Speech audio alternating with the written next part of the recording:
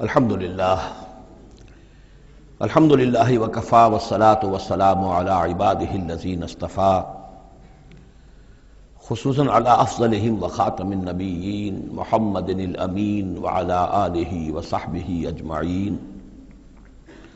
اما بعد فقد قال اللہ تبارک وتعالی کما ورد فی سورۃ ہود اعوذ باللہ من الشیطان الرجیم بسم اللہ الرحمن الرحیم وَيَا قَوْمِ لَا يَجْرِمَنَّكُمْ شِقَاقِي أَن يُصِيبَكُمْ مِثْلُ مَا أَصَابَ قَوْمَ نُوحٍ أَوْ قَوْمَ هُودٍ أَوْ قَوْمَ صَالِحٍ وَمَا قَوْمُ لُوطٍ مِّنكُمْ بِبَعِيدٍ صدق اللہ العظیم۔ رب اشرح لي صدری ويسر لي أمری واحلل عقدۃ من لسانی یفقہوا قولی۔ اللهم ربنا ألهمنا رشدنا واعذنا من شرور أنفسنا۔ اللهم ارنا الحق حقا وارزقنا اتباعه وارنا الباطل باطلا وارزقنا اجتنابه۔ اللهم ربنا آنس وحشتنا في قبورنا وارحمنا بالقرآن العظيم۔ اللهم اجعله لنا إماما ونورا وهدى ورحمة۔ اللهم ذكرنا منه ما نسينا وعلمنا منه ما جهلنا وارزقنا تلاوته آناء الليل وآناء النهار واجعله لنا حجة يا رب العالمین آمین۔ رمضان مبارک کا پہلا عشرہ مکمل ہو جانا آپ سب حضرات کو مبارک ہو۔ آج کی شب سے دوسرا عشرہ شروع ہو رہا ہے۔ پہلے عشرے کو حضور نے عشرہ رحمت قرار دیا ہے اور یہ عشرہ مغفرت ہے۔ سورہ ہود کے 8ویں رکوع میں جو مضمون چل رہا تھا، حضرت شعیب علیہ السلام اور ان کی قوم کے مابین جو رد و قدح کی تفصیل بیان ہو رہی تھی، اس میں ایک اہم نقطہ آیا ہے وَيَا قَوْمِ لَا يَجْرِمَنَّكُمْ شِقَاقِي، اور دیکھو اے میری قوم کے لوگو، تمہیں میری دشمنی، میرا ذاتی بغض اس بات پر آمادہ نہ کر دے کہ تمہارا وہ انجام ہو جائے ان یصیبکم مثل ما اصاب قوم نوح، کہ تم پر بھی وہی عذاب آئے اللہ کا جیسا کہ آیا تھا قوم نوح پر، او قوم ہود، او قوم ہود، یا جو آیا تھا قوم ہود پر، او قوم صالح، یا جو آیا تھا قوم صالح پر، لوط منکم ببعید، اور قوم لوط تو تم سے زیادہ دور بھی نہیں۔ یہ چار جو ہیں قوموں کے اوپر عذاب آ چکا تھا حضرت شعیب علیہ السلام کی قوم پر عذاب آنے سے پہلے، حضرت نوح، حضرت ہود، اور جہاں جن شہروں تک حضرت لوط علیہ السلام بھیجے گئے، یعنی سدوم اور عامورہ کی بستیاں۔ اور یہ جو بستیاں تھیں دونوں جن پر عذاب آیا ہے، بعید ہونے کا معاملہ ان کا دونوں اعتبار سے ہے، زمانی اعتبار سے بھی، مکانی اعتبار سے بھی۔ جغرافیے میں بھی ہم نے دیکھ لیا کہ خلیج عقبہ کے مشرقی ساحل کے ساتھ جو ہے علاقہ جو ہے یہ تھا کہ جو اصحاب مدین کا ہے، جن میں شعیب بھیجے گئے، ان سے ذرا ہٹ کر مشرق میں جو ہے بحیرہ بردار ہے، اور بحیرہ بردار کے ساحل کے اوپر یہ شہر آباد تھے۔ تو جغرافیائی اور زمینی اعتبار سے بھی فاصلہ نہیں ہے، زمانی اعتبار سے بھی زیادہ فصل نہیں ہے۔ اور اگرچہ بعض لوگوں کا خیال یہ ہے کہ حضرت موسیٰ علیہ السلام جب مدین گئے تھے مصر سے، اپنی جان بچا کر نکلے تھے، تو پھر وہاں جس شیخ کے پاس وہ رہے ہیں اور جس کی بیٹی سے پھر انہوں نے شادی کی ہے، اس کے بارے میں لوگوں نے یہ خیال ظاہر کیا کہ وہ حضرت شعیب تھے۔ مجھے اس سے سختی سے اختلاف ہے، اور مجھے ان لوگوں کی رائے سے اتفاق ہے جو سمجھتے ہیں کہ یہ ممکن ہی نہیں ہے۔ حضرت شعیب کی قوم کے اوپر جو عذاب آ چکا تھا، اس کے بعد جو لوگ بچے کھچے وہاں آباد تھے، ان میں کوئی نیک آدمی تھا کہ جس کے پاس حضرت موسیٰ علیہ السلام کا جانا ہوا ہے۔ لیکن یہ کہ بہرحال اتنا فصل کوئی ہزاروں برس کا نہیں ہے ان کے مابین، سینکڑوں برس کا بھی شاید نہ ہو، قریب کا ہے معاملہ، زمانی اعتبار سے بھی اور زمینی اعتبار سے بھی۔ اب جو نقطہ اس میں اہم ہے وہ یہ ہے کہ بسا اوقات کسی شخص کو کسی داعی حق سے ذاتی پرخاش ہوتی ہے، کوئی ذاتی بغض ہے، کوئی ذاتی دشمنی ہے، کسی سبب سے ہے، اس کے نفسیاتی اسباب ہو سکتے ہیں اور بہت سے اسباب ہو سکتے ہیں، اور صرف ایک ذاتی پرخاش کی وجہ سے وہ اس کی دعوت کو رد کرتا ہے، اس کی مخالفت پر کمر بستہ ہو جاتا ہے، اس کی دشمنی اختیار کرتا ہے۔ نتیجہ کیا ہے؟ اس کا کچھ نہیں بگاڑتا، اپنے آپ کو برباد کر لیتا ہے، اپنی تباہی کو دعوت دیتا ہے۔ تو اے میری قوم کے لوگ، میری زدم زدہ میں تم کہیں اس انجام سے دوچار نہ ہو جانا، ایسا نہ ہو کہ میرا بغض اور میری عداوت جو ہے وَيَا قَوْمِ لَا يَجْرِمَنَّكُمْ شِقَاقِي أَن يُصِيبَكُمْ مِثْلُ مَا أَصَابَ قَوْمَ نُوحٍ أَوْ قَوْمَ هُودٍ أَوْ قَوْمَ صَالِحٍ وَمَا قَوْمُ لُوطٍ مِّنكُمْ بِبَعِيدٍ وَاسْتَغْفِرُوا رَبَّكُمْ، اور دیکھو استغفار کرو اپنے رب سے، ثم توبوا الیہ، پھر اس کی طرف رجوع کرو، اس کی طرف آگے بڑھو، اس کی اطاعت کرو، اس کی فرمانبرداری کرو۔ ان ربی رحیم ودود، یقیناً میرا رب رحیم بھی ہے، ودود بھی ہے، محبت فرمانے والا ہے۔ قال یا شعیب ما نفقہ کثیرا مما تقول، انہوں نے کہا کہ اے شعیب تم جو کچھ کہتے ہو اس کی اکثر بات تو ہماری سمجھ میں نہیں آتی، کیا کہہ رہے ہو تم؟ یعنی یہ کہ ذہنوں کے سانچے اتنے بگڑ گئے ہوتے ہیں کہ سیدھی بات ان میں فٹ بیٹھتی نہیں۔ ما نفقہ کثیرا مما تقول وانا لنراک فینا ضعیفا، ہم تو یہ دیکھ رہے ہیں کہ تم ہمارے اندر کوئی طاقتور آدمی نہیں ہو، کمزور سے آدمی ہو، ہم تو دیکھتے ہیں کہ تمہارے پاس کوئی قوت نہیں ہے۔ لولا رہتک، اگر نہ ہوتا تمہارا خاندان، لرجمناک، تو ہم تجھے کبھی کا جو سنسار کر چکے ہوتے۔ اب یہ بات بہت اہم ہے اس وقت، اصل میں یہ جو صورت مکی نازل ہو رہی ہیں، جو حضور کی دعوت اور تحریک جس دور سے گزر رہی تھی اور جو کچھ ہو رہا تھا، وہ اس کا ایک عکس سابقہ انبیاء اور رسل کے حالات میں بھی جو ہے تو وہ اسی دور کی مناسبت سے وہی باتیں نمایاں کی جاتی ہیں۔ یعنی جو تکرار ہوئی ہے ان رسولوں کے حالات کی، وہ تکرار محض نہیں ہے، بلکہ ہر جگہ پر جس دور میں وہ صورت نازل ہو رہی ہے جن میں ان کا تذکرہ ہو رہا ہے، اس دور میں جو خاص مسائل ہیں کہ جو درپیش ہیں محمد رسول اللہ صلی اللہ علیہ وسلم اور آپ کے صحابہ کو، تو ان کے مناسبت سے جو ہدایت ہے، دل جوئی ہے، مسلمانوں کے لیے رہنمائی ہے، وہ حصہ ان رسولوں کی تعلیمات اور تاریخ کا بیان کیا جاتا ہے۔ اب یہاں مکے میں بھی شکل یہ ہو چکی تھی کہ بقیہ سب قریش جو ہیں وہ حضور کے خلاف جو ہیں سخت غیظ اور غضب کے اندر مبتلا تھے، لیکن چونکہ حضور کے چچا ابو طالب یہ خاندان بنی ہاشم کے سردار تھے اور انہیں ذاتی محبت تھی، وہ چاہے ایمان نہیں لائے حضور پر صلی اللہ علیہ وسلم، لیکن ذاتی محبت انہیں اتنی تھی کہ انہوں نے آخری وقت تک سپورٹ کیا ہے۔ اور قبائلی زندگی میں یہ ہوتا ہے کہ اگر کہیں کسی ایک خاندان کے کسی فرد کے اوپر کوئی ہاتھ اٹھایا جائے تو پھر وہ خاندان انتقام لیتا ہے۔ اس کا مطلب یہ ہوتا کہ وہ حضور کے خلاف وہ کوئی اقدام کرتے ہیں تو گویا کہ ان فائٹنگ شروع ہو جائے گی، داخلی خانہ جنگی شروع ہو جائے گی بنو ہاشم کی ان لوگوں کے خلاف کہ جو حضور کو کوئی غضب پہنچائیں، نقصان پہنچائیں۔ یہ تحفظ ملا ہوا تھا محمد الرسول اللہ صلی اللہ علیہ وسلم کو اللہ تعالیٰ کی طرف سے۔ اگر خدا نہ خواستہ ابو لہب ہوتا اس سردار، تو کبھی کا حضور کے خلاف کوئی نہ کوئی اقدام وہ کر چکے ہوتے، لیکن چونکہ خاندان بنی ہاشم کی سرداری اس وقت تھی ابو طالب کے پاس، اور انہیں دلچسپی تھی اور محبت تھی، شفقت تھی حضور کے ساتھ، بلکہ کچھ عرصہ جو ہے حضور ان کے سائے عاطفت کے اندر انہوں نے گزارا بھی تھا۔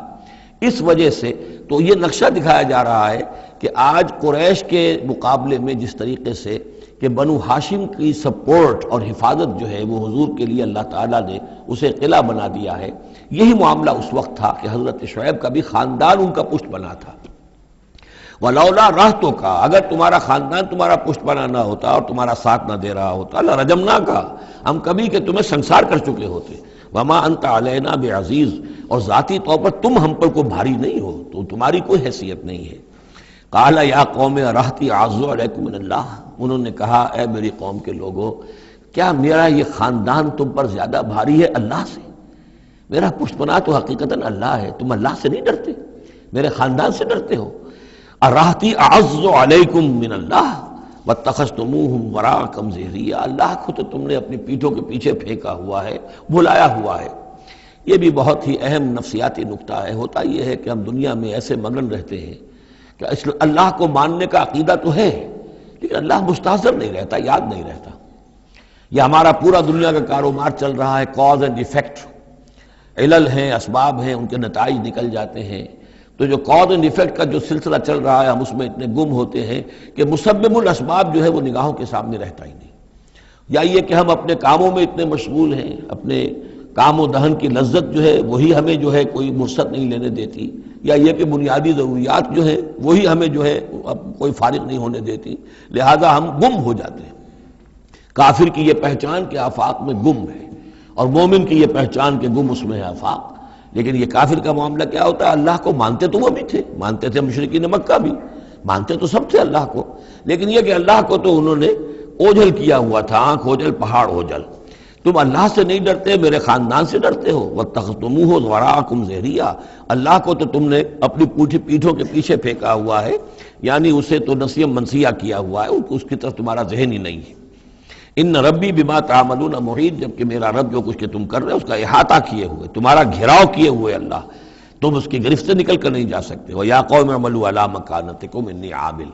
اور اے میری قوم کے لوگوں کرو جو کچھ کر سکتے ہو اپنی جگہ پر، میرے خلاف جو کر سکتے ہو، جو ریشہ دوانیاں کر سکتے ہو، جو اقدام کر سکتے ہو۔ یہ چیلنجنگ انداز جو ہے ان آخری صورتوں میں آپ کو نظر آ رہا ہے، سورہ نام سے چلا آ رہا ہے،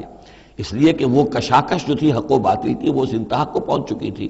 کہ اب حضور صلی اللہ علیہ وسلم کی طبیعت کے اندر بھی وہ بیزاری پیدا ہو چکی تھی۔ اب جو کچھ تم کر سکتے ہو کر لو، انی عامل، اپنا سا جو میں کر سکتا ہوں میں کر رہا ہوں، جو کوشش مجھ سے بن آ رہی ہے میں کر رہا ہوں۔ سوف تعلمون، ان قریب تم جان لو گے، من یاتی ہے عذاب یخزیہ ہے، کون ہے وہ جس پر وہ عذاب آئے گا جو اسے رسوا کر دے گا، ومن ہوا کاذب، اور کون ہے وہ جو جھوٹا ہے، میں جھوٹا ہوں یا تم جھوٹے ہو۔ وارتقبوا انی معکم رقیب، تاکتے رہو، انتظار کرو، میں بھی تمہارے ساتھ اب تاک رہا ہوں، منتظر ہوں۔ ولما جاء امرنا، جب ہمارا حکم آ گیا، نجینا شعیبا، ہم نے نجات دے دی شعیب کو، والذین آمنوا معہ، اور ان کو کہ جو اس کے ساتھ ایمان لائے تھے، برحمت منا، اپنی جانب سے رحمت کے ذریعے، واخذت الذین ظلموا الصیحۃ، اور جو یہ ظالم تھے، گناہ گار تھے، مشرک تھے اور کافر تھے، انہیں آ پکڑا ایک بہت بڑی کڑک نے، فاصبحوا فی دیارہم جاثمین، تو وہ اپنے اپنے گھروں میں اور اپنے ولاز میں اور اپنی کوٹھیوں میں، اپنی حویلیوں میں اوندھے پڑے رہ گئے۔ کأن لم یغنوا فیہا، ایسے ہو گئے جیسے وہ کہیں آباد تھے ہی نہیں۔ الا بعدا لمدین، آگاہ ہو جاؤ، پھٹکار ہے مدین پر، کما بعدت ثمود، جیسے کہ ثمود پر پھٹکار ہوئی۔ وَلَقَدْ أَرْسَلْنَا مُوسَىٰ بِآيَاتِنَا، میں نے عرض کیا تھا کہ اس سورہ مبارکہ میں حضرت موسیٰ کا بس ذکر آئے گا تھوڑا سا جو آ رہا ہے اب، ورنہ یہ 6 رکوع ختم ہوئے انبیاء و رسل کے، ان میں سے 2 رکوع جو تھے وہ حضرت نوح علیہ السلام کے حالات پر مشتمل تھے، اور باقی سب کے لیے ایک ایک رکوع آیا ہے۔ وَلَقَدْ أَرْسَلْنَا مُوسَىٰ بِآيَاتِنَا وَسُلْطَانٍ مُّبِينٍ إِلَىٰ فِرْعَوْنَ وَمَلَئِهِ، اور ہم نے بھیجا موسیٰ کو اپنی آیات کے ساتھ اور واضح سند دے کر فرعون اور اس کے سرداروں کے پاس، فَاتَّبَعُوا أَمْرَ فِرْعَوْنَ، لیکن ان بدبختوں نے فرعون ہی کی پیروی کی، اسی کے حکم کو مانا، اسی کی بات پر چلے۔ وَمَا أَمْرُ فِرْعَوْنَ بِرَشِيدٍ، حالانکہ وہ فرعون کا معاملہ جو ہے وہ کوئی کامیابی والی راہ نہیں تھی، ہدایت والی راہ نہیں تھی۔ یقدم قومہ یوم القیامہ، اب قیامت کے دن وہ آئے گا آگے آگے چلتا ہوا، اپنی قوم کی قیادت کرتے ہوئے آئے گا، آگے آگے آئے گا۔ یوم القیامت، پیچھے پیچھے اس کی قوم آ رہی ہوگی، فَأَوْرَدَهُمُ النَّارَ، اور پھر وہ لا کر آگ کے گھاٹ پر انہیں اتار دے گا، جہنم تک پہنچا دے گا۔ وَبِئْسَ الْوِرْدُ الْمَوْرُودُ، اور وہ بہت ہی برا گھاٹ ہے جس پر اترا جائے۔ جیسے کوئی پانی پینے کے لیے جانور آتے ہیں، ان کا کوئی سردار جو ہے وہ آگے آگے آ رہا ہو، سب گھاٹ پر وہ اپنے پھر پورے قافلے کو لے آتا ہے، اسی طریقے سے یہ جہنم کے گھاٹ پر، اس آگ کے گھاٹ پر لا اتارے گا فرعون اپنی قوم کو۔ وَأُتْبِعُوا فِي هَٰذِهِ لَعْنَةً، اور اس دنیا میں بھی ان پر لعنت جو ہے ان کے پیچھے لگا دی گئی۔ وَيَوْمَ الْقِيَامَةِ، اور قیامت کے دن بھی، بِئْسَ الرِّفْدُ الْمَرْفُودُ، برا ہے وہ انعام جو ان کو ملنے والا ہے۔ ذَلِكَ مِنْ أَنبَاءِ الْقُرَىٰ، یہ ہیں ان بڑی بڑی بستیوں اور بڑے ملکوں کے اہم خبریں، نقصها علیک،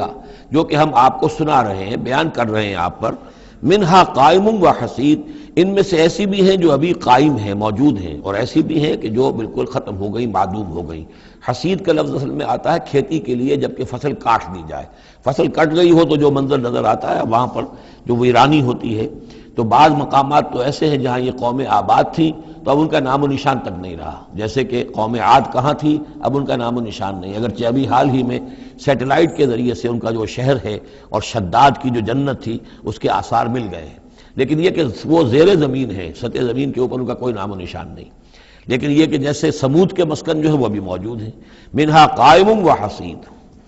وَمَا ظَلَمْنَاهُمْ وَلَٰكِنْ ظَلَمُوا أَنفُسَهُمْ، اور ہم نے ان پر کوئی ظلم نہیں کیا، انہوں نے اپنی جانوں پر خود ظلم ڈھایا۔ فَمَا أَغْنَتْ عَنْهُمْ آلِهَتُهُمُ الَّتِي يَدْعُونَ مِن دُونِ اللَّهِ، تو کچھ کام نہ آ سکے اور کچھ بچا نہ سکے انہیں ان کے وہ آلہہ، وہ معبود کہ جنہیں وہ پکارا کرتے تھے اللہ کے سوا، من شیء، کچھ بھی۔ لما جاء امر ربک، جب تیرے رب کا حکم آ گیا، وما زادوہم غیر تتبیب، اور انہوں نے کچھ اضافہ نہیں کیا ان کے حق میں مگر تباہی اور بربادی کا۔ وَكَذَلِكَ أَخْذُ رَبِّكَ إِذَا أَخَذَ الْقُرَىٰ، اور ایسے ہی ہوتی ہے پکڑ آپ کے رب کی اے نبی جب وہ پکڑتا ہے بستیوں کو، وَهِيَ ظَالِمَةٌ، جبکہ وہ ظالم ہوتی ہیں، گناہ گار ہوتی ہیں، ان میں گناہ کا اور معصیت کا عام چلن ہو جاتا ہے۔ إِنَّ أَخْذَهُ عَلِيمٌ شَدِيدٌ، یقیناً اس کی پکڑ جو ہے وہ بڑی دردناک بھی ہے، بڑی سخت ہے، جیسے کہ آخری پارے میں إِنَّ بَطْشَ رَبِّكَ لَشَدِيدٌ إِنَّ فِي ذَلِكَ لَآیَةً لِمَنْ خَافَ عَذَابَ الْآخِرَةِ، یقیناً اس میں نشانی ہے ان کے لیے کہ جو آخرت کے عذاب سے ڈرتے ہوں۔ ذالک یوم مجموع لہ الناس، وہ دن ہے کہ جس کے لیے لوگوں کو لامحالہ جمع کیا جائے گا۔ وذالک یوم مشہود، اور وہ دن ہے پیشی کا، سب کو پیش ہونا ہے۔ وما نؤخرہ الی اجل معدود، اور ہم اسے ایک وقت معین تک کے لیے مؤخر کیے ہوئے ہیں، ایک وقت معین ہے اس کا، معدود ہے، گنتی کی گئی ہے اس کی، یہ نہیں ہے کہ کبھی نہیں آئے گا، آئے گا وہ دن۔ یوم یاتی، جس دن جب کہ وہ دن آ جائے گا، لا تکلم نفس الا باذنہ، کوئی ذی نفس زبان نہیں کھول سکے گا مگر اللہ کے اذن سے۔ فمنہم شقی و سعید، تو انسانوں میں سے شقی بھی ہوں گے، بدبخت بھی ہوں گے، سعید بھی ہوں گے، نیک بخت ہوں گے۔ فاما الذین شقوا، تو وہ لوگ کہ جو بدبخت ہیں، ففی النار لہم فیہا زفیر و شہیق، وہ آگ میں ہوں گے جس میں ان کو وہاں چیخنا چلانا ہے، دھارنا ہے اپنے درد سے، کرب سے۔ خالدین فیہا، اس میں وہ ہمیشہ ہمیش رہیں گے، ما دامت السماوات والارض، جب تک کہ رہے آسمان اور زمین، الا ما شاء ربک، سوائے اس کے کہ جو چاہے تیرا رب۔ یہ ذرا مشکلات القرآن میں سے یہ مقام ہے، یہ واحد مقام ہے کہ جہاں خالدین فیہا ابدا یا خالدین فیہا، اس میں کچھ استثناءات بھی آئی ہیں کہ کب تک یہ رہے گا، جہنم کب تک رہے گی، ما دامت السماوات والارض، جب تک آسمان اور زمین رہے۔ اب اس سے مراد ابدیت بھی ہو سکتی ہے، اور اس میں کوئی اشارہ بھی ہو سکتا ہے کہ شاید کبھی کوئی وقت آئے کہ یہ جو آسمان اور زمین کی ایک تخلیق اللہ نے کی ہے، یہ ایک خاص اس کا نظام ہے، ایک وقت میں آ کر یہ نظام بدل جائے، پھر کوئی اور آسمان کوئی اور زمین تخلیق فرمائے۔ بہرحال اس وقت تک جب تک کہ یہ آسمان اور زمین باقی رہیں گے تو یہ جو جہنمی لوگ جو ہیں وہ جہنم میں رہیں گے۔ اس میں بھی ایک استثناء، الا ما شاء ربک، اللہ کا اختیار ہے، اگر کسی کو چاہے اس میں سے نکالنا تو اس کا اختیار مطلق ہے۔ جیسا کہ ہم نے عرض کیا، کئی دفعہ عرض کیا ہے کہ جیسے اہل سنت کے نزدیک اللہ تعالیٰ کے بارے میں ہم یہ نہیں کہہ سکتے کہ وہ اس پر عدل کرنا واجب ہے، لیکن یہ کہ وہ عدل کرے گا۔ اسی طریقے سے یہ بات کہ اللہ تعالیٰ کا اختیار مطلق ہے، وہ کسی کو چاہے تو نکال لے، لیکن ہم یہ جانتے ہیں کہ کفار کے لیے یہ جہنم جو ہے وہ ابدی ہے، اللہ نکالے گا نہیں، واللہ عالم۔ ان ربک فعال لما یرید، یقیناً آپ کا رب جو ہے جو ارادہ کر لے اس کو کر گزرنے والا ہے۔ واما الذین سعدوا، اور جو لوگ نیک بخت ثابت ہوں گے، ففی الجنۃ خالدین فیہا، اور وہ جنت میں رہیں گے ہمیشہ ہمیش، ما دامت السماوات والارض، جب تک رہے آسمان اور زمین، الا ما شاء ربک، سوائے اس کے کہ جو آپ کا رب چاہے، عطاء غیر مجزوز، اور یہ جو بخشش ہے یہ بے انتہا ہوگی، اس کا خاتمہ کبھی نہیں ہوگا۔ یہ اضافی لفظ جنت کے لیے آ رہا ہے کہ جو دوزخ کے لیے نہیں آیا۔ یہ جو ذرا سا باریک فرق ہوتا ہے، پھر اس سے بڑے فلسفیانہ نکتے نکلتے ہیں، اس سے پھر محققین نے، علماء نے جو ہیں پھر بہت سے دلائل استدلال کیے ہیں۔ چنانچہ حافظ ابن تیمیہ رحمہ اللہ اور شیخ ابن عربی دونوں کی ایک رائے ہے جو اہل سنت کا جو عام اجماعی عقیدہ ہے اس سے مختلف ہے۔ اہل سنت کا اجماعی عقیدہ یہ ہے کہ جنت اور دوزخ دونوں ابدی ہیں، ہمیشہ ہمیشہ ہمیشہ ہمیشہ، کوئی اختتام نہیں ہے نہ جنت کا نہ دوزخ کا۔ لیکن امام ابن تیمیہ رحمہ اللہ اور شیخ اکبر جو صوفیاء کے ہیں، شیخ ابن عربی، اگرچہ ان دونوں میں بڑی بود ہے بہت سی چیزوں کے اندر، اور امام ابن تیمیہ جو ہے وہ بہت ہی سخت تنقید کرتے ہیں اور سخت الفاظ استعمال کرتے ہیں شیخ ابن عربی کے لیے، محی الدین ابن عربی، لیکن یہ کہ اس معاملے میں ان دونوں کی رائے ایک ہے، اور وہ یہ ہے کہ جنت تو ابدی ہے، دوزخ ابدی نہیں ہے۔ ایک وقت آئے گا، چاہے وہ ارب سال کے بعد آئے، وہ ابد ہمارے اعتبار سے ابدی ہو، ہمارے اعتبار سے انفائنائٹی ہوگا، لیکن یہ کہ ایک وقت آئے گا کہ جہنم ختم ہو جائے گی۔ یہ ان کی رائے ہے، واللہ اعلم۔ فلا تک فی مریۃ مما یعبد ہؤلاء، تو تمہیں کوئی شک نہ رہے ان چیزوں کے بارے میں جن کو یہ لوگ پوج رہے ہیں۔ ما یعبدون الا کما یعبد آباؤہم، نہیں پوج رہے یہ مگر ایسے ہی جیسے کہ ان کے آباء و اجداد پوجتے رہے ہیں من قبل، اس سے پہلے۔ وَإِنَّا لَمُوَفُّوهُمْ نَصِيبَهُمْ غَيْرَ مَنْقُوصٍ، اور ہم انہیں ان کا جو اجر اور ثواب اور ان کا بدلہ ہے، حق ہے، پورا دے دیں گے بغیر کسی کمی کے۔ وَلَقَدْ آتَيْنَا مُوسَى الْكِتَابَ فَاخْتُلِفَ فِيهِ، اور موسیٰ کو ہم نے کتاب دی تھی پھر اس میں اختلافات پیدا کر دیے گئے۔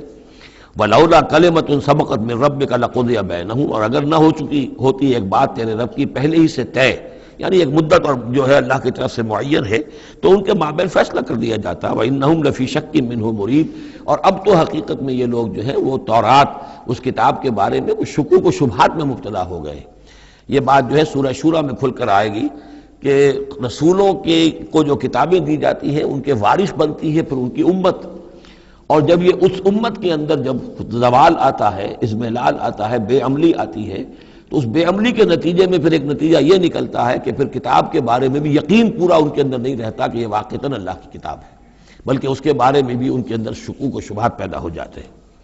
وَإِنَّ كُلًّا لَمَّا لَيُوَفِّيَنَّهُمْ رَبُّكَ أَعْمَالَهُمْ، اور لازماً یہ جتنے بھی لوگ ہیں ان سب کو اے نبی آپ کا پروردگار ان کے اعمال کا پورا پورا اجر دے گا، بدلہ دے گا۔ إِنَّهُ بِمَا يَعْمَلُونَ خَبِيرٌ، جو کچھ یہ کر رہے ہیں وہ اس سے باخبر ہے۔ فَاسْتَقِمْ كَمَا أُمِرْتَ وَمَنْ تَابَ مَعَكَ، تو اے نبی آپ ڈٹے رہیے جیسا کہ آپ کو حکم ہوا ہے، اور جو لوگ بھی جنہوں نے توبہ کی ہے آپ کے ساتھ، یعنی توبہ کی ہے، وہ شرک سے باز آئے ہیں، کفر کو چھوڑا ہے، ایمان لائے ہیں، پلٹ آئے ہیں آپ کے ساتھ، وَلَا تَطْغَوْا، اور اب آگے نہ بڑھیے، حد سے تجاوز نہ کیجیے۔ یہ تجاوز یہ بھی ہو سکتا ہے کہ عذاب کی جلدی کریں، کہ جلدی اب اللہ تعالیٰ فیصلہ چکا دیں۔ تجاوز یہ بھی ہو سکتا ہے کہ کہیں غصے میں آ جائیں اور لوگوں کی مخالفت کے اوپر جو ہے وہ اپنا جو حلم جو ہے اس کا دامن ہاتھ سے چھوڑ بیٹھے، تو یہ مختلف چیزیں ہو سکتی ہیں۔ اِنَّهُ بِمَا تَعْمَلُونَ بَصِيرٌ، جو کچھ تم کر رہے ہیں اسے بھی اللہ دیکھ رہا ہے، جو کچھ وہ کر رہے ہیں اسے بھی دیکھ رہا ہے، اس کو ان کی سزا دے گا، تمہیں تمہارا اجر و ثواب دے گا۔ وَلَا تَرْكَنُوا إِلَى الَّذِينَ ظَلَمُوا، اور دیکھو ان ظالموں کی طرف کوئی جھکاؤ پیدا نہ ہو جائے تمہارے اندر، رشتہ داری کی وجہ سے، دوستی کی وجہ سے، تمہاری ان کے ساتھ جو پرانے مراسم چلے آ رہے ہیں، اگر کہیں اس کی وجہ سے تم ان کے ساتھ جھک جاؤ گے، فَتَمَسَّكُمُ النَّارُ، تو تمہیں بھی آگ پکڑ لے گی،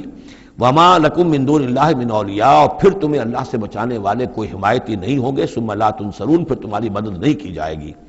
وَأَقِمِ الصَّلَاةَ طَرَفَيَ النَّهَارِ وَزُلَفًا مِّنَ اللَّيْلِ، اور اے نبی نماز کو قائم رکھیے۔ اب یہ سارے خطابات آپ دیکھ رہے ہیں کہ بظاہر واحد کے صیغے میں حضور سے ہو رہے ہیں، لیکن یہاں پر خطاب امت سے ہے، مسلمانوں سے ہے، حضور کی وساطت سے اہل ایمان جو ہے وہ مخاطب ہے۔ نماز قائم رکھو،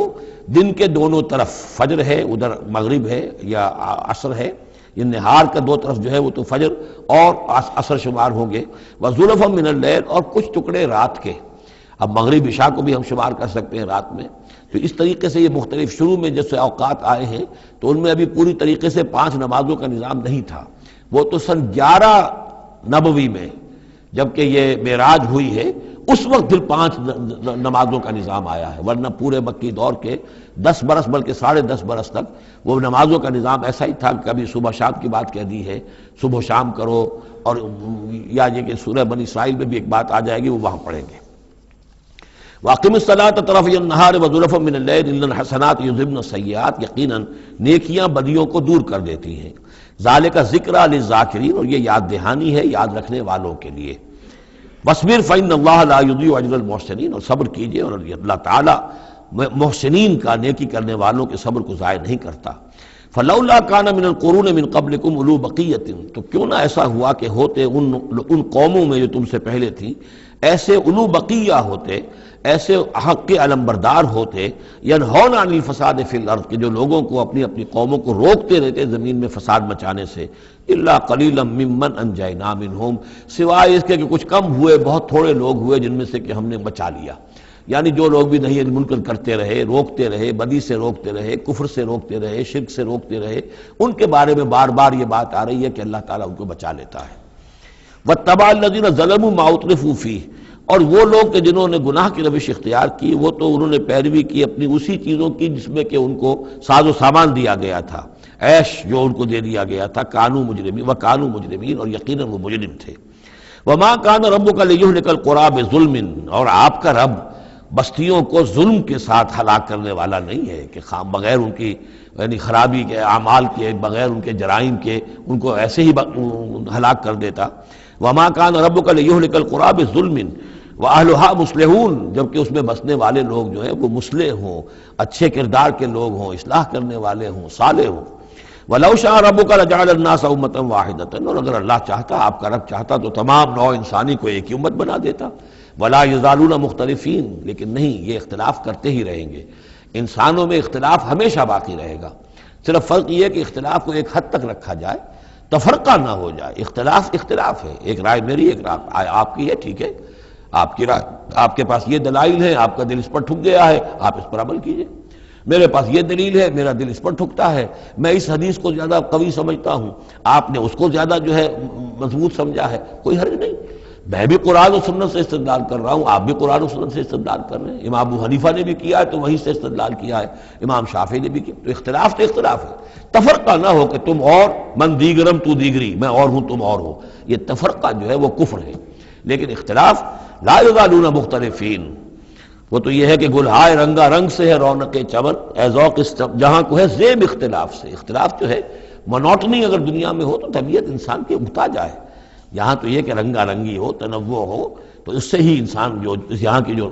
زیبائش ہے اور رونقیں ہیں۔ ولا یزالون مختلفین الا من رحم ربک، سوائے اس کے کہ جس پر تیرا رب رحم فرما دے۔ ولذالک خلقہم، اللہ نے بنایا ہی اسی حساب سے ہے ان کو۔ دو افراد کے مزاج ایک نہیں ہے، دو افراد کے انگوٹھوں کی وہ یہ نشان ایک نہیں، لکیریں ایک جیسی نہیں ہیں، دو انسانوں کی شکلیں ایک جیسی نہیں ہیں، یہ تو اللہ تعالیٰ نے بنایا ہے تخلیق کے اندر۔ اب جینز کسی کے کچھ ہیں، کسی کے کچھ ہیں، کسی میں کچھ جو ہے اور اثرات آ رہے ہیں، کسی میں کسی اور طرح کے اثرات آ رہے ہیں۔ الناس کالمعادن، اور یہ تمام انسان بھی معدنیات کی طرح ہیں، تو اس طرح ہی اللہ تعالیٰ نے جو پیدا کیا ہے وہ ایک جیسی شے تو نہیں پیدا کی۔ وَتَمَّتْ كَلِمَةُ رَبِّكَ لَأَمْلَأَنَّ جَهَنَّمَ مِنَ الْجِنَّةِ وَالنَّاسِ أَجْمَعِينَ، اور تیرے رب کی یہ بات پوری ہو کر رہے گی کہ میں پر کر کے رہوں گا جہنم کو جنوں سے اور انسانوں سے، سب سے۔ یعنی اس نے جنت بنائی ہے، اس کو بھی اس نے آباد کرنا ہے اہل حق کے ذریعے سے، جہنم بھی تو بنا رکھی ہے، اس کا ایندھن بھی اسے درکار ہے۔ تو اس دنیا کے اندر جو کفار ہیں، مشرکین ہیں، گناہ گار ہیں، جو عیاشیاں کر رہے ہیں، بدماش ہیں اور جو ظالم ہیں، یہ ظاہر بات ہے کہ جہنم کے لیے ایندھن ہے جو اللہ نے فراہم کیا ہے۔ وَكُلًّا نَقُصُّ عَلَيْكَ مِنْ أَنْبَاءِ الرُّسُلِ، اب یہ وہ اصطلاح آ گئی جس کا میں بار بار ذکر کر رہا تھا، انباء الرسل۔ اور یہ سب چیزیں جو ہم بیان کر رہے ہیں محمد آپ پر، یہ رسولوں کی بڑی اہم خبروں میں سے ہیں۔ حضرت نوح، حضرت ہود، حضرت صالح، حضرت لوط، حضرت شعیب، حضرت موسیٰ، یہ حالات جو بیان کر رہے ہیں من انباء الرسل ما نثبت بہ فؤادک، اور یہ اس لیے تاکہ اس کے ذریعے سے آپ کے دل کو جما دیں، مضبوطی دیں۔ یعنی جو کچھ آپ پر اور آپ کے ساتھی اہل ایمان پر آج بیت رہی ہے، یہ کوئی نئی بات نہیں ہے، ہمیشہ یہی ہوا ہے۔ ہمارے رسول جب بھی آئے ایسی مخالفت ہوئی ہے، اسی طرح کی انہوں نے مشقتیں جھیلی ہیں۔ حضرت شعیب کو بھی یہی کہا گیا کہ اگر تمہارا خاندان نہ ہوتا تو ہم کبھی کہ تمہیں جو ہلاک کر چکے ہوتے، تو اگر اسی صورت سے آ جائے محمد صلی اللہ علیہ وسلم آپ دو چار ہیں تو یہ کوئی نئی بات نہیں ہے، یہ تو گویا کہ اس راستے کے یہ تو لازمی جو ہیں اس کے حالات ہیں۔ تو اس سے یہ کہ دل کو تثبیت ہوتی ہے کہ بالآخر کامیاب کون ہوا، آیا حضرت شعیب کی قوم کامیاب ہوئی یا حضرت شعیب کامیاب ہوئے؟ تو بالآخر کامیابی اے نبی آپ کی اور آپ کے ساتھیوں کی ہے۔ وَجَاءَكَ فِي هَذِهِ الْحَقُّ، اور اس قرآن میں یا اس سورہ مبارکہ میں آپ کے پاس حق آ گیا ہے، وَمَوْعِظَةٌ، اور نصیحت آ گئی ہے، وَذِكْرَىٰ، اور یاد دہانی آ گئی ہے، لِلْمُؤْمِنِينَ، اہل ایمان کے لیے۔ وَقُلْ لِلَّذِينَ لَا يُؤْمِنُونَ، اور کہہ دیجئے ان لوگوں سے جو ایمان نہیں رکھتے، اعملوا علی مکانتکم، کر لو اپنے مقام پر جو کچھ کر سکتے ہو۔ اب کوئی اختلاف، کوئی بھی اپنا دقیقہ فروگزاشت نہ رکھو، میری مخالفت میں، میری جو بھی تم دشمنی میں کر سکتے کر گزرو۔ انا عاملون، ہم بھی اب کر رہے ہیں جو کچھ ہم کر سکتے ہیں۔ وانتظروا انا منتظرون، تم بھی انتظار کرو کہ اللہ تعالیٰ کیا فیصلہ سناتا ہے اور آخری بات کیا آتی ہے، اور ہم بھی منتظر ہیں۔ وَلِلَّهِ غیب السماوات والارض، اور اللہ ہی کے لیے ہے آسمانوں اور زمین کا تمام چھپی باتیں اور تمام چھپے خزانے۔ وَإِلَيْهِ يُرْجَعُ الْأَمْرُ كُلُّهُ، اور کل کا کل معاملہ بالآخر اسی کی جانب لوٹا دیا جائے گا۔ فَاعْبُدْهُ، بس اسی کی بندگی اور پرستش کیجئے، وَتَوَكَّلْ عَلَيْهِ، اور اسی پر توکل کیجئے، آپ کا اعتماد اور بھروسہ اسی کی ذات پر ہو۔ وَمَا رَبُّكَ بِغَافِلٍ عَمَّا تَعْمَلُونَ، اور یقیناً آپ کا رب غافل نہیں ہے اس سے کہ جو آپ کر رہے ہیں۔ یہاں اللہ کے فضل و کرم سے سورہ ہود مکمل ہوئی۔ جیسا کہ میں نے عرض کیا تھا کہ یہ جو سلسلہ شروع ہوا 14 صورتوں کا، پہلا جوڑا اس میں سے سورہ یونس، سورہ ہود علیہم الصلاۃ والسلام۔ البتہ جو تیسرا اس کے اندر سب گروپ، میں نے کہا تھا تین کے سب گروپ ہیں، یہ تیسری سورت جو ہے سورہ یوسف، یہ بالکل پورے قرآن میں منفرد ہے اپنے مزاج کی۔ اس کے ساتھ جزوی سی مشابہت آئے گی ایک سورت کی، میں بعد میں عرض کروں گا۔ اس وقت یہ ہے کہ اس کو نوٹ کیجئے کہ اب تک ہم نے پڑھا ہے جو در حقیقت انباء الرسل کا مضمون ہے، جو ضائع شد و مت کے ساتھ آیا ہے۔ حضرت ابراہیم کا تھوڑا سا ذکر سورہ نام میں ہم نے پڑھ لیا، کچھ تھوڑا سا ذکر جو ہے وہ سورہ ہود کے اندر آ گیا ہے، لیکن یہ ہے کہ اصل جو آیا ہے انباء الرسل، ایام اللہ فذکرہم بایام اللہ۔ یہ قصص النبیین کے اعتبار سے یہ منفرد صورت ہے، پوری صورت ایک نبی کے حالات پر مشتمل، قرآن مجید میں اس کی کوئی اور مثال نہیں۔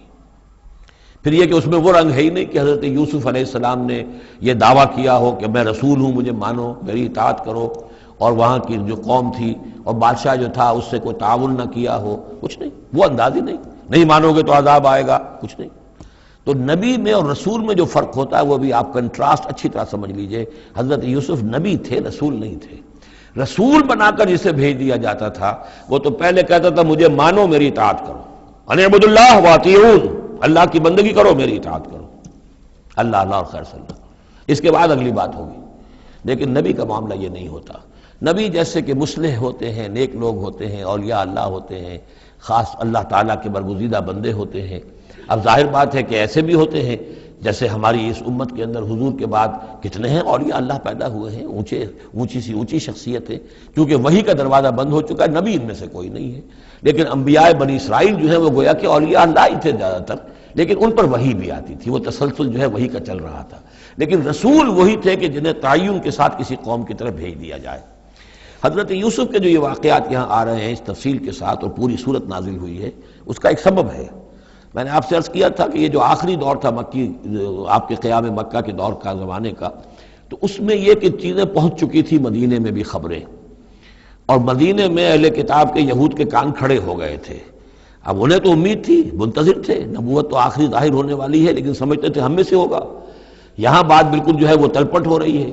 لہذا وہ اب کچھ نہ کچھ شوشے چھوڑتے رہتے تھے، اور انہیں کہتے تھے اپنے پیغامات کے ذریعے سے کہ اچھا تمہارے یہاں سنا کسی نے نبوت کا دعویٰ کیا ہے؟ اچھا تو اس سے یہ سوال پوچھو کہ یہ ابراہیم تو آباد تھے فلسطین میں، یہ جو یہودی بنی اسرائیل ہے یہ مصر میں کیسے پہنچ گئے؟ جو وہاں سے پھر حضرت موسیٰ ان کو نکال کر لے کر آئے، لیکن کیسے پہنچے؟ پہنچنے کا سبب کیا تھا؟ کیا ماجرا تھا؟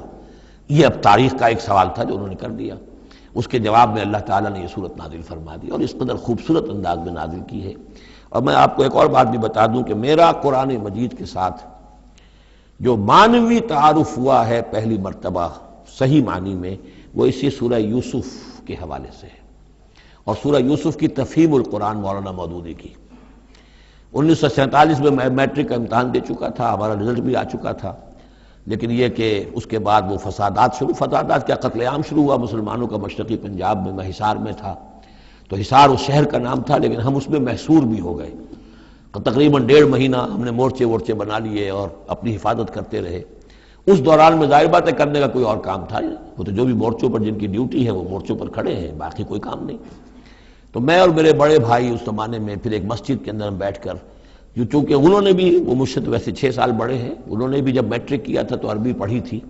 اور میں نے تازہ میٹرک کیا تھا، اور میرے پاس بھی عربی کا مضمون تھا، تو پھر یہ ہم پڑھتے تھے۔ اور ترجمان القرآن جو مولانا مودودی کا رسالہ تھا، اس میں ان دنوں تفہیم القرآن میں یہ سورہ یوسف کی تفسیر شائع ہو رہی تھی، تو ان دنوں ہم مسجد میں بیٹھ کر یہ سورہ یوسف تفہیم القرآن سے، پھر چونکہ مجھے کچھ عربی آتی تھی اور تازہ تھی، اچھی تھی، تو اس میں یہ کہ ہماری گفتگو بھی ہوتی تھی، مذاکرہ کرتے تھے۔ تو اس طریقے سے جو پہلا بیرا، اس سے پہلے بھی بہرحال یہ کہ قرآن ہے، اللہ کا کلام ہے، اللہ کی کتاب ہے، ہمارا اس پر ایمان ہے، کچھ اس کو سمجھنا، کچھ پڑھنا، یہ تو تھا، لیکن جو ایک معنوی ایک ربط قائم ہوا، ذہنی رشتہ ہے، قلبی رشتہ، وہ در حقیقت سورہ یوسف اور سورہ یوسف کی بھی وہ تشریح و تعبیر کے جو مولانا مودودی نے تفہیم القرآن میں کی ہے۔ بسم اللہ الرحمن الرحیم، الف لام را، تلک آیات الکتاب المبین، یہ ایک روشن آیات کی کتاب کی آیات ہیں۔ انا انزلناہ قرآنا عربیا، ہم نے اس کو نازل کیا ہے عربی قرآن بنا کر۔ کس کو نازل کیا ہے؟ وہ جو ام الکتاب میں ہمارے پاس ہے، وہ جو لوح محفوظ میں ہے، اس کو ہم نے اتارا ہے اب محمد پر، تو قرآن عربی بنا کر اتارا ہے۔ لعلکم تعقلون، تاکہ اے عربو، اے عرب کے رہنے والو، اے امیین کہ جن کی طرف اولین بعثت ہمارے رسول کی ہوئی ہے، تم اچھی طرح سمجھ سکو۔ نحن نقص علیک احسن القصص، اے نبی ہم آپ پر بیان کرنے لگے ہیں بہترین بیان۔ یہ قصص نہیں ہے، قصص ہوتا قاف کے زیر کے ساتھ تو قصے کی جمع ہوتا، یہ بہترین قصہ ہم آپ کو سنا رہے، نہیں، احسن القصص، قصص جو ہے یہ یہاں پر یہ مصدر ہے، بہترین بیان، ہم آپ کے سامنے بہترین بیان پیش کر رہے ہیں، بما اوحینا الیک ھذا القرآن، اس قرآن کے ساتھ جو ہم نے آپ کی طرف وحی کیا ہے۔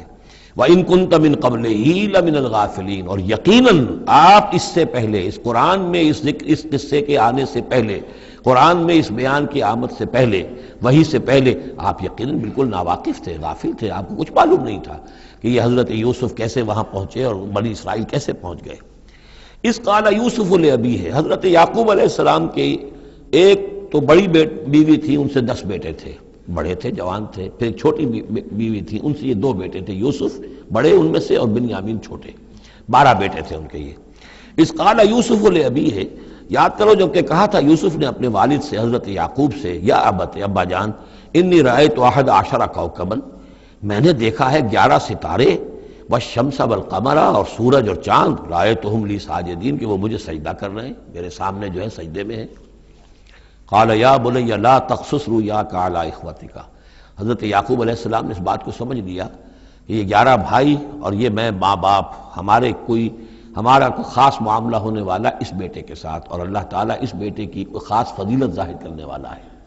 لہذا فرمایا کہ یہ اپنا بیان لا تقصص رؤیاک علی اخوتک، اپنے بھائیوں کے سامنے بیان نہ کر دینا، فیکیدوا لک کیدا، تو وہ تمہارے خلاف کو سازش کریں گے، اس لیے کہ ان میں پھر حسد کی آگ بھڑک اٹھے گی، اور وہ سوچیں گے کہ اللہ تعالیٰ نے یہ فضیلت اگر کوئی رکھی تو ہماری بجائے وہ اس یوسف کے لیے رکھی ہے، تو اس سے کہ تمہیں کوئی غضب پہنچ جائے گا۔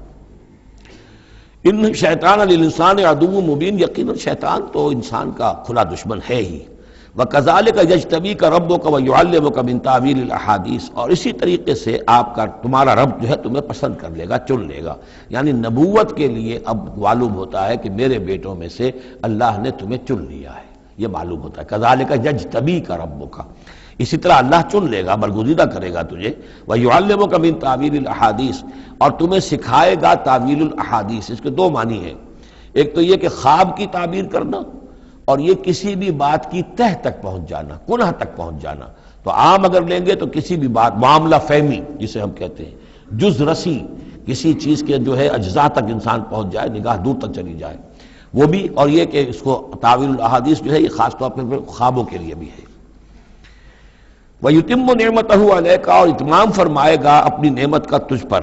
وعلی آل یعقوب، اور تمام آل یعقوب پر، کما اتمھا علی ابویک، جیسے کہ اس نعمت کا اس نے اتمام فرمایا تیرے آباء و اجداد پر، من قبل پہلے، ابراہیم و اسحاق، ابراہیم اور اسحاق پر، یعنی اسحاق تمہارے دادا اور ابراہیم تمہارے پردادا۔ اپنا نام انہوں نے نہیں لیا، ظاہر بات ہے کہ وہ خود اپنا ذکر کیسے کرتے۔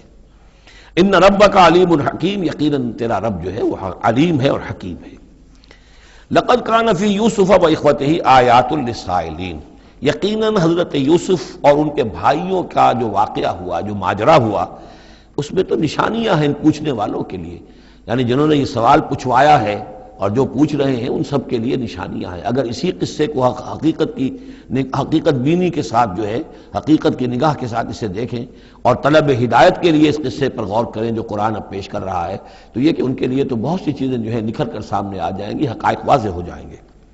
اذ قالوا لیوسف واخوہ احب الی ابینا منا ونحن عصبہ، جبکہ انہوں نے کہا کہ یہ یوسف اور اس کا بھائی بنیامین، احب الی ابینا منا، یہ ہمارے والد کو زیادہ محبوب ہیں ہم سے زیادہ محبت ان دونوں سے، ونحن عصبہ، جبکہ ہم ایک بڑی جماعت ہیں، طاقتور، بڑے تھے، جوان تھے، 10 تھے، اور ظاہر بات ہے قبائلی زندگی میں تو آپ کو معلوم ہے کہ بازو جو ہوتے ہیں، بیٹے جوان جو ہوں وہی تو اصل میں طاقت کی بنیاد ہوتے ہیں، جس کے جتنے بازو ہیں اتنا ہی وہ صاحب عزت ہے۔ تو ہم ہیں 10 جوان اور یہ 2 چھوٹے، محبت ان سے زیادہ ہو رہی ہے۔ انا ابانا لفی ضلال مبین، یقیناً ہمارے ابا جان کچھ بہک سے گئے ہیں، معلوم ہوتا ہے کچھ سٹھیا گئے ہیں۔ اقتلوا یوسف، قتل کر دو اس یوسف کو، اب اطرحوہ ارضا، یا اسے کہیں دور کسی ملک کے اندر پھینک دو، اسے دلا وطن کر دو، یخلو لکم وجہ ابیکم، تاکہ تمہارے والد کی جو توجہات ہیں، عنایات ہیں، تمہاری طرف ہو جائیں، اس کی طرف سے ہٹ کر جو ساری عنایات کا مرکز اور منبع بنا ہوا یوسف، تو یہ جب یہاں نہیں رہے گا، یہ کانٹا نکل جائے گا، تو پھر یہ ہے کہ وہ عنایات جو ہیں حضرت یعقوب کی وہ ہمارے حصے میں آئیں گی۔ وَتَكُونُوا مِن بَعْدِهِ قَوْمًا صَالِحِينَ، یہ کڑوا گھونٹ تو کر گزرو پھر بعد میں نیک بن جانا، یعنی دل میں ملامت بھی ہے، ضمیر کہہ رہا کیا کرنے لگے ہو، کیا سوچ رہے ہو، ایک اپنے بھائی کو قتل کرنا چاہتے ہو، لیکن یہ کہ پھر یہ کہ انسان جو ہے اپنے آپ کو جب کوئی نفس سے، جیسے کہ ہم سورہ مائدہ میں پڑھا ہے فَطَوَّعَتْ لَهُ نَفْسُهُ قَتْلَ أَخِيهِ، قابیل کے نفس نے اسے آمادہ کر ہی لیا اپنے بھائی کے قتل کرنے پر۔ تو اب ان لوگوں کا بھی جو ہے ضمیر ملامت جب کر رہا تھا تو ان کا ٹھیک ہے بھائی یہ تو کر گزرے ہیں اب، لیکن اس کے بعد نیک ہو جائیں گے، توبہ کر لیں گے، پھر کفارہ بھی ادا کر دیں گے، پھر جس طرح بھی ہوگا تلافی بھی کر دیں گے اپنے اس جرم کی۔ قال قائل منهم لا تقتلوا یوسف، کہا ان میں سے ایک کہنے والے نے نہیں قتل نہ کرو یوسف کو، یہ یہودا تھے جو سب سے بڑے بیٹے تھے، اور یہیں سے لفظ یہودی بنا ہے، سب سے بڑے بیٹے حضرت یعقوب کے یہودا، اور یہ شریف النفس تھے ان میں۔ انہوں نے کہا نہیں قتل مت کرو، وَأَلْقُوهُ فِي غَيَابَةِ الْجُبِّ، ہاں کسی جو باولیاں پچھلے زمانے میں ہوتی تھی، کنواں نہیں اصل میں کہنا چاہیے، باولیاں اب پتہ نہیں بہت سے لوگ جانتے نہیں ہوں گے، وہ ایک بہت گہرا سا جو ہے وہ کھودتے تھے تاکہ پانی تک پہنچ جائے، اور پھر جہاں پانی کی سطح ہوتی تھی اس کے آس پاس طاقچے بنے ہوتے تھے، تو ان طاقچوں میں سے غیابت الجب، ان میں سے کسی میں اس کو ڈال داؤ تاکہ پھر کوئی رسی نیچے پھینکے گا اور کوئی قافلہ آئے گا، اس کا کوئی پانی لینے والا آئے گا، یہ اس رسی کو پکڑ کر اوپر چلا جائے گا، وہ قافلہ اپنے ساتھ لے جائے گا جہاں جا رہا ہوگا، تو ہماری جان چھوٹے گی، تو ہم قتل کے مجرم نہیں ہوں گے۔ وَأَلْقُوهُ فِي غِيَابَةِ الْجُبِّ يَلْتَقِطْهُ بَعْضُ السَّيَّارَةِ، لے جائے گا اس کو، کوئی اٹھا لے جائے گا، کوئی قافلہ۔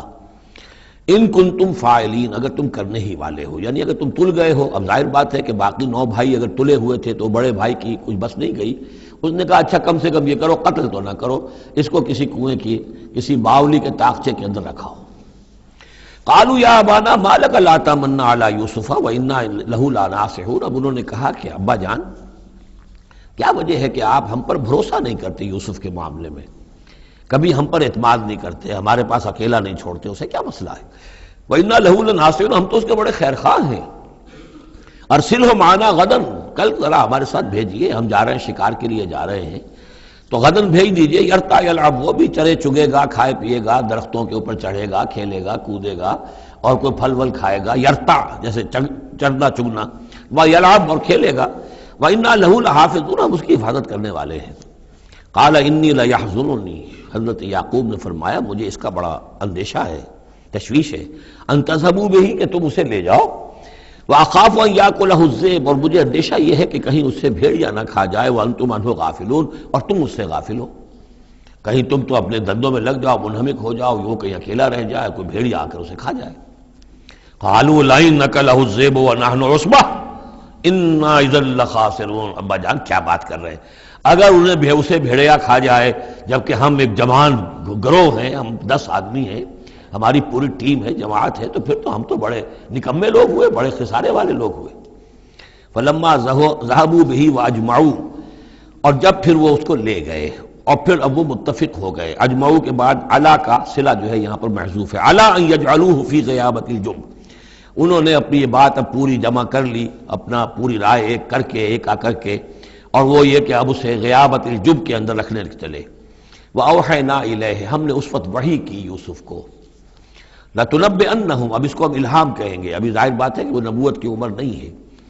وَأَوْحَيْنَا إِلَيْهِ لَتُنَبِّئَنَّهُمْ بِأَمْرِهِمْ هَٰذَا، تم یہ بات ان کو جتلاؤ گے، ایک دن آئے گا کہ تم جتلا دو گے اپنے بھائیوں کے تم نے میرے ساتھ کیا تھا۔ اب اس میں جو بلاغت ہے اس کی کیا معنی ہے؟ تم ہلاک نہیں ہوگے، تمہارا بال بیکا نہیں ہوگا، تمہاری ہم حفاظت کریں گے، ایک وقت آئے گا کہ یہ تمہارے پاس آئیں گے اور پھر تم انہیں جتلاؤ گے۔ تو گویا کہ پوری داستان جو ہے ایک ان کی حوصلہ افزائی کے لیے وہ سارا ایک لفظ کے اندر ہے، لَتُنَبِّئَنَّهُمْ بِأَمْرِهِمْ هَٰذَا وَهُمْ لَا يَشْعُرُونَ، اور اس وقت انہیں اندازہ بھی نہیں ہوگا کہ کون ان سے بات کر رہا ہے۔ وَجَاءُوا أَبَاهُمْ عِشَاءً يَبْكُونَ، شام کو وہ آ گئے روتے ہوئے اپنے ابا جان کے پاس، حضرت یعقوب کے پاس۔ قالوا یا ابانا انا ذهبنا نستبق، انہوں نے کہا ابا جان ہم گئے تھے ذرا دوڑ لگا رہے تھے، مقابلہ کر رہے تھے دوڑنے کا۔ وترکنا یوسف عند متاعنا، اور ہمارا جو سامان و امان تھا، کوئی کپڑے وپڑے ہم نے رکھے تھے اضافی اتار کر دوڑنا جو تھا، تو وہاں ہم نے یوسف کو چھوڑ دیا تھا۔ فاکلہ الذئب، تو اسے کھا لیا ایک بھیڑیے نے۔ وما انت بمؤمن لنا، اور آپ ہماری بات مانیں گے تو نہیں۔ ولو كنا صادقین، خواہ ہم کتنے ہی سچے ہوں، آپ نے ماننی تو نہیں ہے بات، لیکن ہم کیا کریں، ہوا یہ ہے۔ وجاؤ علی قمیصہ بدم کذب، اور کوئی جھوٹ موٹ کا خون اس کی قمیص کے اوپر لگا کے لے آئے۔ قال بل سولت لکم انفسکم امرا، حضرت یعقوب نے فرمایا نہیں، بات کچھ اور ہے، تمہارے جیوں نے، تمہارے نفسوں نے تمہارے لیے ایک بڑی بات کو ہلکا کر دیا ہے۔ تم نے کوئی بہت بڑا غلط اقدام کیا ہے اور تمہارے نفسوں نے اس کے لیے تمہیں آمادہ کر دیا ہے۔ فصبر جمیل، لیکن ظاہر بات ہے کہ اب 10 بیٹے ہیں، حضرت یعقوب اکیلے ہیں، بوڑھے ہیں۔ فصبر جمیل، میں اب کیا کر سکتا ہوں سوائے اس کے کہ صبر کروں خوبصورتی کے ساتھ، اور دیکھوں اللہ تعالیٰ اس میں سے کیا برآمد کرتا ہے۔ واللہ المستعان علی ما تصفون، اور جو کچھ تم بیان کر رہے ہیں اس پر تو ظاہر بات ہے کہ اب میں اللہ ہی سے مدد مانگ سکتا ہوں۔ وجاءت سیارۃ، اب کچھ عرصے کے بعد وہاں ایک وہ قافلہ آ گیا، جاءت سیارۃ فارسلوا واردہم، انہوں نے بھیجا اپنے آگے چلنے والے کو۔ یہ ان زمانے میں ہوتا تھا قافلہ، اس سے آگے آگے جو ہے اس کو عورت کہتے ہیں وارد، وہ جا کر جو ہے وہاں پر دیکھتا تھا کہاں کنواں ہے، پانی کہاں ہے، کہاں اگلا پڑاؤ ہوگا۔ فارسلوا واردہم، اپنے پانی بھرنے والے کو بھیجا، فادلا دلوا، اس نے اپنا ڈول جو ہے وہ نیچے اتارا۔ قال یا بشرا، اب اس کو پکڑ لیا حضرت یوسف نے، اس نے کھینچا، وہ سمجھ رہا تھا پانی کھینچ رہا ہوں، وہ حضرت یوسف آ گئے۔ یا بشرا ھذا غلام، انہوں نے وہیں سے شور بچایا، آواز دی کہ او بشارت ہو، یہ تو ہمیں غلام مل گیا، لڑکا مل گیا۔ وَأَسَرُّوهُ بِضَاعَةً، اور انہوں نے چھپا لیا اسے ایک پونجی سمجھ کر کہ یہ تو اچھی دولت ملی ہے، اسے بیچیں گے، بیچ کے پیسے کھڑے کریں گے، چھپا لیا۔ واللہ علیم بما یعملون، اور اللہ تعالیٰ خوب جانتا تھا جو وہ کر رہے ہیں۔ وَشَرَوْهُ بِثَمَنٍ بَخْسٍ دَرَاهِمَ مَعْدُودَةٍ، اور مصر پہنچ کر انہوں نے بیچ دیا اس کو بڑی تھوڑی سی قیمت پر، دراہم معدودہ، گنتی کی چونیاں، درہم جو ہے ان کے ہاں دینار کا چوتھا حصہ ہوتا تھا، تو دراہم معدودہ جو ہے چند چونیوں کے عوض وہ فروخت کر دیا۔ وَكَانُوا فِيهِ مِنَ الزَّاهِدِينَ، اور اس کے معاملے میں تو وہ بہت ہی قانع تھے،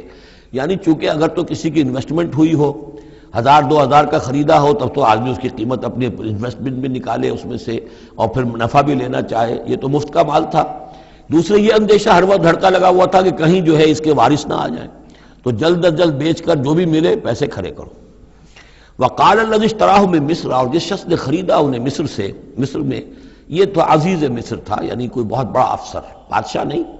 لیکن یہ کہ وہاں کی جو بھی ہائرارکی تھی اس کے اندر کوئی بہت اہم مقام پر۔ وقال الذی اشتراہ من مصر، اور جس شخص نے خریدا انہیں مصر میں، لامرأتہ، اپنی بیوی سے کہا اکرمی مثواہ، اس کو ذرا اچھے طریقے پر رکھو، عسیٰ ان ینفعنا، ہو سکتا ہے یہ ہمارے لیے نفع بخش ہو، یہ بھی ہو سکتا ہے کہ ہم اسے پھر بیچ دیں تو ہمیں دولت زیادہ مل جائے، اور نتخذہ ولدا، معلوم ہوتا ہے شاید اولاد نہیں تھی، ہم اسے اپنا بیٹا ہی بنا لیں گے۔ وَكَذَلِكَ مَكَّنَّا لِيُوسُفَ فِي الْأَرْضِ، اس طرح ہم نے زمین میں یوسف کے لیے تمکن، ٹھہراؤ کی جگہ پیدا کر دی۔ اب یہ کہ پہنچ گئے ہیں جو اس وقت کی جو متمدن ترین مملکت ہے، مصر کی مملکت ہے، اس کا ایک نظام ہے، اس میں بادشاہت ہے، اس کا پورا جو ہے اس کا آبپاشی کا نظام ہے، اس میں تمدن کے ایک گہوارے میں پہنچا دیا، اور وہاں پر بھی کسی جھونپڑے میں نہیں، کسی بہت بڑے افسر، بہت بڑے صاحب حیثیت انسان کے گھر میں پہنچا دیا۔ وَكَذَلِكَ مَكَّنَّا لِيُوسُفَ فِي الْأَرْضِ وَلِنُعَلِّمَهُ مِن تَأْوِيلِ الْأَحَادِيثِ، اور تاکہ ہم اسے سکھائیں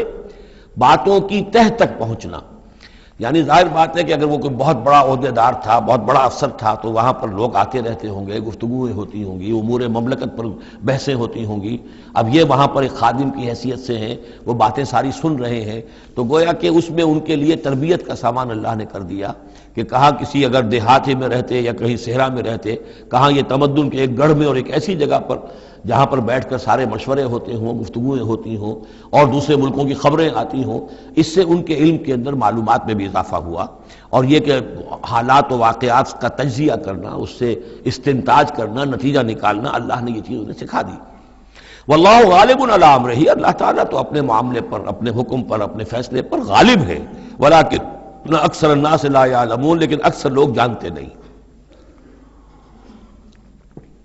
ولما بلغ اشدہ آتیناہ حکما وعلما، جب وہ اپنی پوری پختگی کو پہنچ گئے تو ہم نے انہیں حکم اور علم دونوں دیے، اس سے مراد نبوت ہے، حکمت بھی دی، علم بھی دیا۔ وَكَذَلِكَ نَجْزِي الْمُحْسِنِينَ، اسی طریقے سے ہم محسنین کو بدلہ دیتے ہیں، اچھا بدلہ دیتے ہیں۔ وَرَاوَدَتْهُ الَّتِي هُوَ فِي بَيْتِهَا، اور پھسلانے کی کوشش کی اس عورت نے جس کے گھر میں وہ تھے، وہی عزیز مصر کی بیوی، وہ ان پر فریفتہ ہو گئی۔ فی بیتہا عن نفسہ، ان کے جی سے پھسلانے کی کوشش کی، انہیں گناہ پر آمادہ کرنا چاہا۔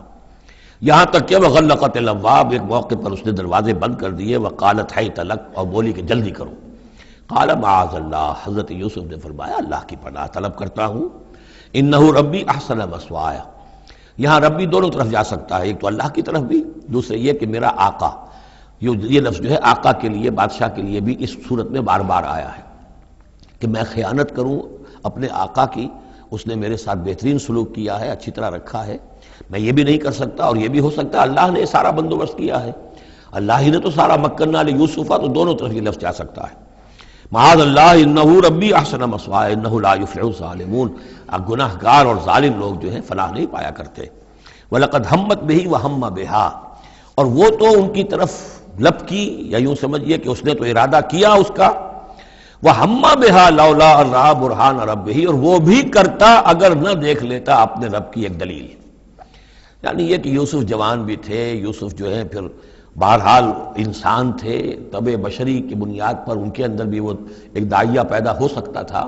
لیکن اللہ تعالیٰ کا خاص انتظام یہ ہوا کہ کوئی خاص اس وقت اللہ نے انہیں اپنی ایسی نشانی دکھائی، برہان دکھائی۔ روایات میں یہ آتا ہے کہ دیوار پر حضرت یعقوب علیہ السلام کی شکل ظاہر ہوئی اور وہ انگلی سے اشارہ کر رہے تھے کہ باز رہنا، تو یہ تورات کے اندر ہے۔ تو بہرحال قرآن مجید بھی کوئی اس کی یعنی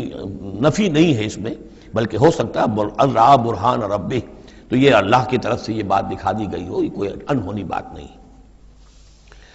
اور یہ ایک بات کو وَلَقَدْ هَمَّتْ بِهِ وَهَمَّ بِهَا، تو یہاں پہ لولا رَأَىٰ بُرْهَانَ، وہ بھی بڑھتے ہیں، یعنی یہ کہ یہ چیزیں جو ہیں بہرحال جہاں تک فطرت انسانی کا تقاضا ہے اس میں ثابت قدم رہنا آسان کام نہیں ہے۔ كَذَٰلِكَ لِنَصْرِفَ عَنْهُ السُّوءَ، اور یہ اس لیے کہ ہم پھیر دیں اس سے بدی کا رخ، والفحشاء، اور بے حیائی کا، ہم نے خاص اہتمام کیا حضرت یوسف علیہ السلام کی عفت و عصمت کی حفاظت کی۔ انہ من عبادنا المخلصین، یقیناً وہ ہمارے بڑے مخلص بندوں میں سے تھے۔ یہ مخلص اور مخلص کا فرق نوٹ کر لیجئے، مخلص اس میں فاعل ہے،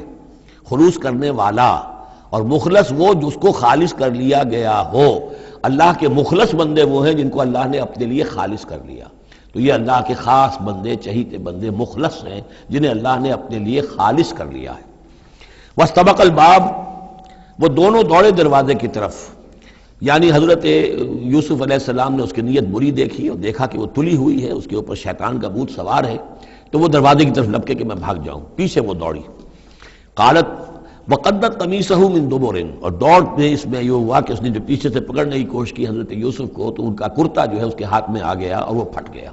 حضرت یوسف دوڑ رہے ہیں، پیچھے سے وہ کرتے کا دامن جو ہے پھٹ گیا۔ وَأَلْفَيَا سَيِّدَهَا لَدَى الْبَابِ، اور اچانک ہو سکتا ہے غیر متوقع طور پر، وقت ایسا نہ ہو عام طور پر آنے کا اس کا جو شوہر تھا، اس کو دونوں نے دیکھا کہ وہ دونوں دروازے کے اوپر وہ موجود ہے۔ پایا ان دونوں نے اس کے شوہر کو، اس کے سردار کو، اس کے آقا کو، اس کے شوہر کو لدى الباب، دروازے کے پاس۔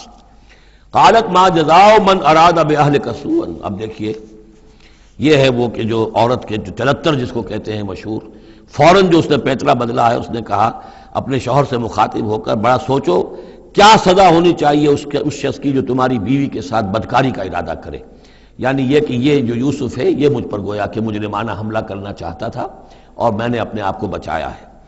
قالت ما جزاء من اراد باهلك سوءا الا ان يسجن، اس کی سوا کیا سزا ہو سکتی ہے کہ اسے جیل میں ڈال دیا جائے، اور عذاب العلیم، یا اسے کوئی اور دردناک عذاب دیا جائے۔ اب ظاہر ہے اپنے دفاع کے لیے حضرت یوسف کو کچھ نہ کوئی بیان تو دینا تھا۔ قال هي راودتني عن نفسي،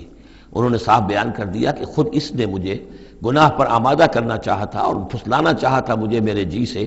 وشهد شاهد من اهلها، اب یہ کہ وہاں کوئی اور تھا، کوئی شخص کہ جو تھا اس عورت، وہ زلیخا اس کا نام آتا ہے تو رات میں قرآن میں کہیں نہیں ہے، امراۃ العزیز تو آتا ہے، اس عزیز کی بیوی، بڑے افسر کی بیوی، لیکن یہ کہ اس کا کوئی رشتہ دار بھی وہاں آن موقع پر موجود تھا، تو اس نے قرائن کی جو گواہی ہوتی ہے، سرکمسٹانشل ایویڈنس، اس کی بات کی۔ انہوں نے کہا کہ اگر تو اس کا کرتا پھٹا ہوا ہو، شاہد شاہد من اہلہا،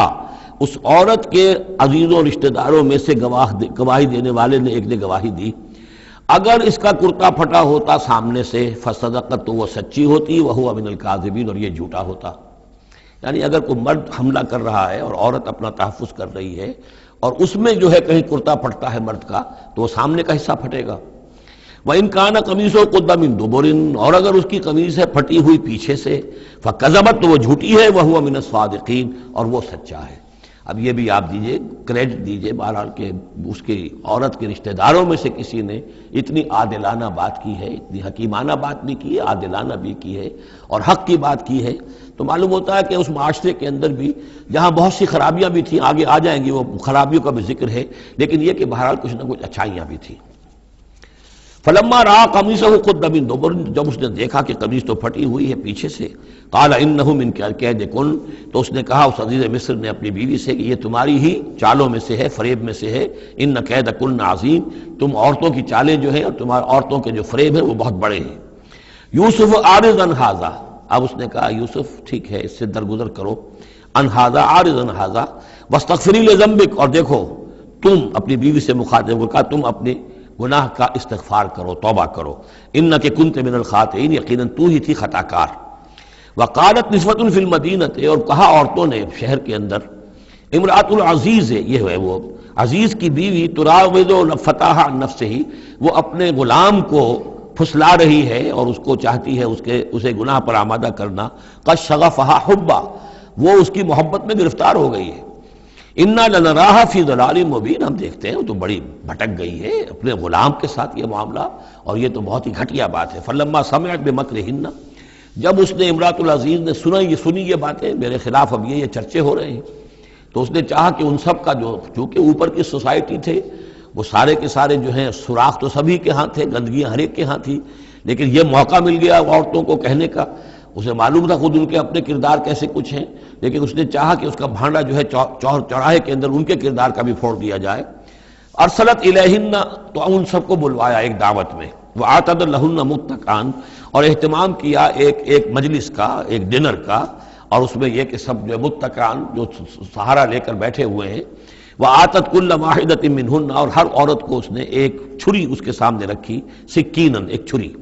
جب کوئی پھل وغیرہ ہوں گے اس کے ساتھ چھری بھی سب کو دی گئی ہے۔ وقالت اخرج علیہن، اور کہا کہ اے یوسف ذرا نکلو ان کے سامنے، برآمد ہو، ان کے سامنے آ جاؤ۔ فلما رأینہ، تو جب ان سب نے اس کو دیکھا، اکبرنہ، تو ششدر رہ گئیں، وقطعن ایدیہن، اور ان سب نے اپنے ہاتھ کاٹ لیے۔ اس میں ایک کا تو کسی کا غلطی سے ہاتھ کٹ گیا ہوگا، چوک گئی ہوگی، دیکھ کر ایک دم جو چونکی کہ یہ اس قدر حسین و جمیل، یہ تو انسان نہیں معلوم ہوتا یہ کون ہے، تو اس کا ہاتھ کٹا۔ اس کی طرف حضرت یوسف متوجہ ہوئے ہوں گے، خون اس کے کچھ نہ آخر ماں خادم کی حیثیت سے تھے کہ اس کے کوئی مرہم پٹی کریں، تو ہر ایک نے یہ چاہا کہ یہ التفات اس کا میری طرف بھی ہو، تو سب نے اپنی انگلیاں کاٹی۔ قطعنا، اب یہاں پر یہ غلطی سے بات نہیں ہو سکتی، اس لیے کہ یہ قطع یقطع تقطیعا باب تفعیل ہے، اس تفعیل کے اندر تو اہتمام اور پوری طریقے سے کوئی ارادہ کر کے کسی کام کو کیا جاتا ہے۔ اپنے ہاتھ کاٹ لیے، وَقُلْنَا حَاشَا لِلَّهِ مَا هَذَا بَشَرًا، ان کہا کہ حاشا للہ، یہ شخص یہ تو آدمی نہیں ہے، ان هَذَا إِلَّا مَلَكٌ کریم، یہ تو معلوم ہوتا ہے کہ کوئی بہت ہی بزرگ فرشتہ ہے۔ قالت فَذَلِكُنَّ الَّذِي لُمْتُنَّنِي فِيهِ، تو اس نے کہا یہ ہے وہ جس کے بارے میں تم مجھے ملامت کر رہی تھی اور مجھ پر جو ہے تم تان کر رہی تھی۔ وَلَقَدْ رَاوَدتُّهُ عَن نَّفْسِهِ، اور میں نے اسے یقیناً پھسلانا چاہا، گناہ پر آمادہ کرنا چاہا، فَاسْتَعْصَمَ، لیکن وہ جمع رہا، وہ قائم رہا، وہ مستقیم رہا، اس نے اپنے عفت اور عزت کی حفاظت کی۔ وَلَئِن لَّمْ يَفْعَلْ مَا آمُرُهُ، اور اگر اس نے نہ کیا وہ جو میں اسے حکم دے رہی ہوں، لَيُسْجَنَنَّ، تو وہ لازماً قید میں پڑے گا، وَلَيَكُونَ مِنَ الصَّاغِرِينَ، اور یہ کہ بہت ہی چھوٹا ذلیل اور خوار ہو کر رہے گا۔ اس سے آپ اندازہ کر لیجئے کہ اس اونچی سوسائٹی کا اخلاقی طور پر اس وقت کیا حال ہو چکا تھا، کس دھڑلے سے یہ کہہ رہی ہے، اور ان کی تمام بیگمات کا بھی جو مسئلہ تھا وہ بھی سامنے آ چکا، اور اس میں ظاہر بات ہے کہ اسی دھڑلے کے ساتھ اس کا اعلان کرنا اپنے گناہ کا، کوئی اس میں حجاب محسوس نہیں کر رہی۔ قال رب السجن احب الی مما یدعوننی الیہ، حضرت یوسف نے دعا کی، پروردگار مجھے قید زیادہ پسند ہے اس چیز سے جس کی طرف یہ مجھے بلا رہی ہیں۔ وَإِلَّا تَصْرِفْ عَنِّي كَيْدَهُنَّ، اور اگر اے پروردگار تو نے مجھ سے دور نہ کر دیا ان کی چالوں کو، ان کی فریبوں کو، أَصْبُ إِلَيْهِنَّ، ہو سکتا ہے میں بھی ان کی طرف مائل ہو جاؤں، وَأَكُن مِّنَ الْجَاهِلِينَ، اور میں جاہلوں میں سے ہو جاؤں۔ فَاسْتَجَابَ لَهُ رَبُّهُ، تو اللہ تعالیٰ نے، اس کے رب نے اس کی دعا کو قبول کیا۔ فَصَرَفَ عَنْهُ كَيْدَهُنَّ، اور ان سب کی عورتوں کی جو چالیں تھیں ان سے ان کو بچا لیا۔ انہ هو السمیع العلیم، یقیناً وہی ہے سننے والا اور جاننے والا۔ ثم بدا لہم من بعد ما رأوا الآیات، پھر یہ بات ان پر واضح ہو گئی، منکشف ہو گئی جب یہ ساری نشانیاں دیکھ لیں، لَيَسْجُنُنَّهُ حَتَّىٰ حِينٍ، کہ عافیت اسی میں ہے کہ کچھ عرصے کے لیے اسے جیل میں ڈال دیا جائے۔ پبلک سیفٹی کا معاملہ یہی ہے، مصلحت عامہ کا تقاضا یہی ہے۔ ہم اپنی عورتوں کو تو سنبھال کے نہیں رکھ سکتے، لیکن پبلک سیفٹی کے لیے اس کو جیل میں ڈال دینا چاہیے۔ بارک اللہ لی ولکم فی القرآن العظیم ونفعنی وإیاکم بالآیات والذکر الحکیم۔